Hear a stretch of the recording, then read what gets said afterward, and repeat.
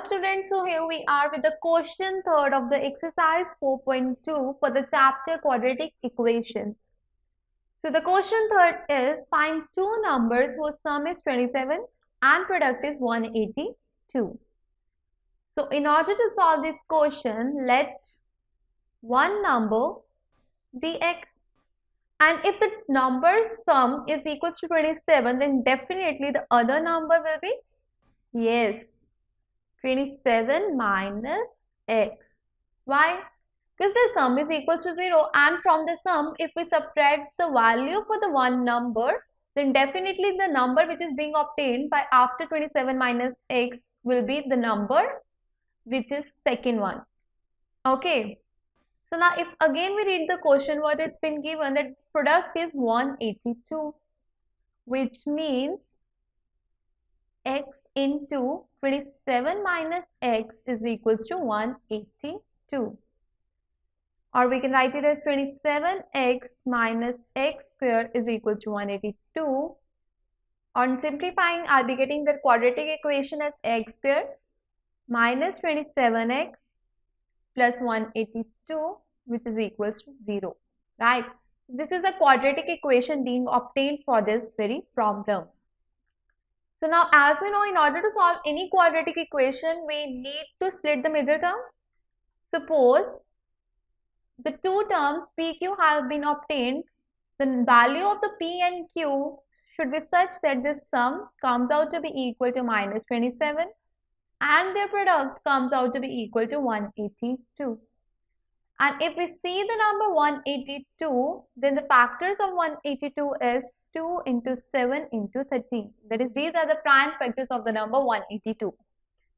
If we multiply 7 into 2, then 14 and the other one, that is 13. These two can also be the prime factors, that is, their multiplication again will be equal to 182. If we add minus sign to both the numbers, that is minus 14 and minus 13, then definitely the sum comes out to be equal to minus 27 and the product comes out to be equal to 182.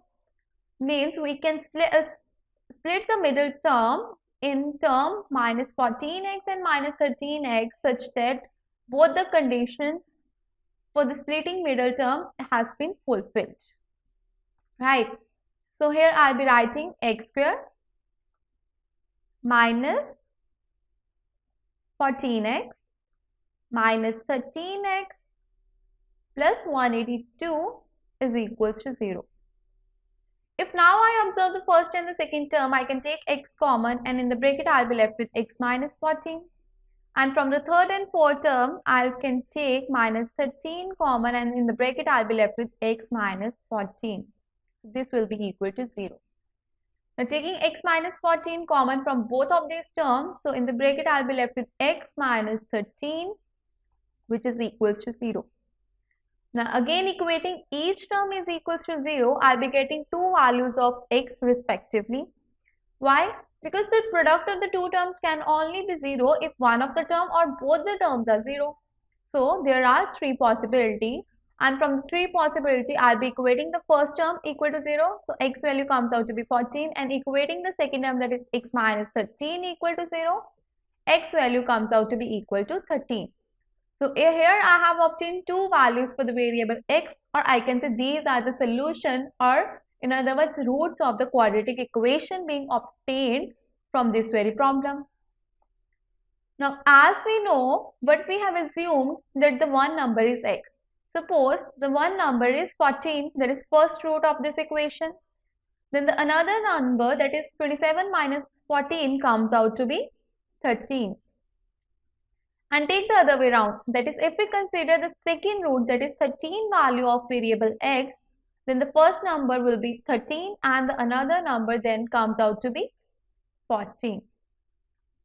Then don't make any difference in the sense of the numbers, that is, the two numbers being obtained are 14 and 13, but their only difference lies in representing the number, that is, one number can be written 14 as well as 13, then the another number will become 13 or 14 depending on the value which we have taken for the first number.